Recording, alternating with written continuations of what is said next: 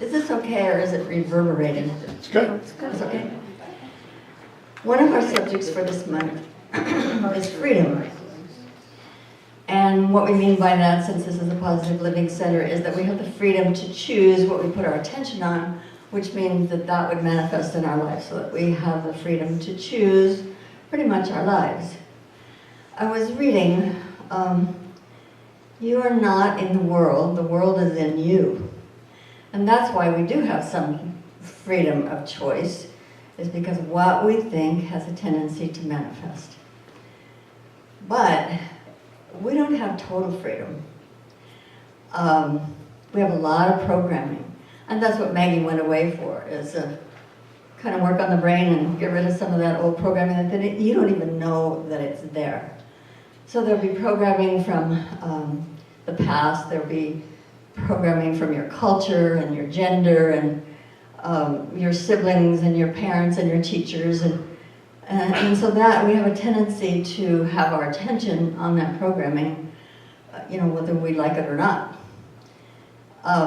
One of the gender kind of things that is a programming is I went to Carmel to visit my daughter Kip, and there was a play in town, and the name of it was Love and Lost and What I Wore.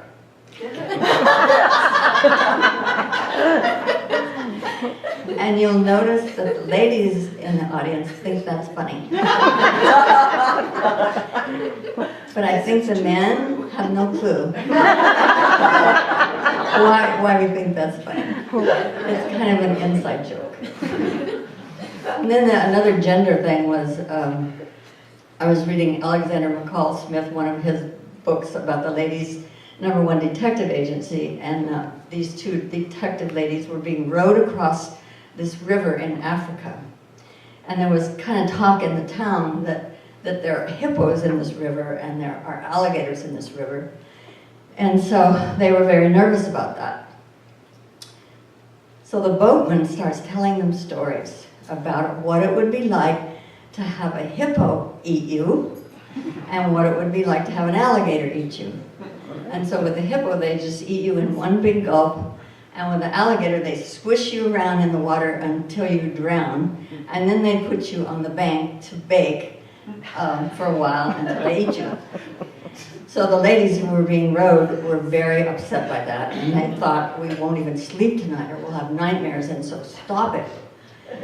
So the boatman did stop, but he was very disappointed.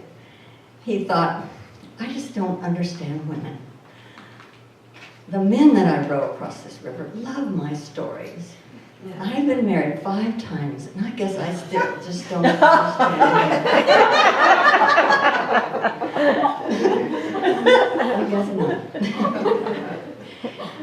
And then I was reading my Science of Mind textbook. And 40 years ago when I read this, there was a lot of stuff in there that I just really didn't understand. And now I'm reading it and I think, yes, I get it. I got this. So I'm going to do prayer treatment for millions of dollars. So I did that. Oops. Oh, Angie did that. So I did that. And the first thing that came up were small amounts of unexpected money. But what really came up that was important was that my money consciousness is one of an Irish person who has gone through the Depression.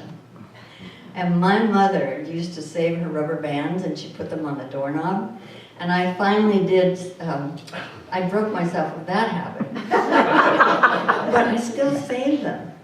I go out and I get my newspaper in the morning, and there's a big basket on my doorstep, and I drop the rubber bands in the basket. If you figure 365 days a year times 40 years, it's like 16,000 rubber bands underneath. So there's where my money consciousness is.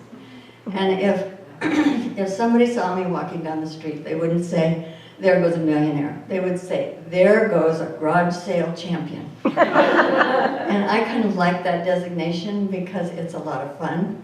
But I have new goals, and so I'm working on it.